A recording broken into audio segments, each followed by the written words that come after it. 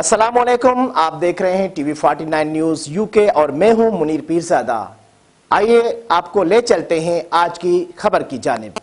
गौसपुर में रमज़ानुल मुबारक के बाबरकत महीने में गैस की लोड शेडिंग में मज़ीद इजाफा, जिसके बाइस घरेलू सार्फिन को सहरी और अफ्तारी की तैयारी में शदीद मुश्किलात का सामना करना पड़ रहा है। इसी पर मज़ीद बता रहे हैं गौसपुर से हमारे तहसील रिपोर्टर नवाब अली सोमरो। जी नवाब अली, बताइएगा।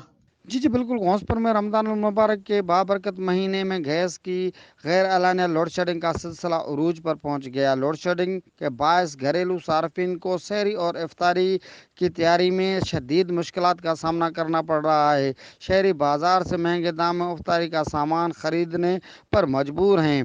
जब हमारी शहरियों से बात हुई तो उनका कहना था कि रमज़ान के बाबरकत महीने में सुई गैस की फराहमी को मुअत्तल अवाम से नाइंसाफ़ी है।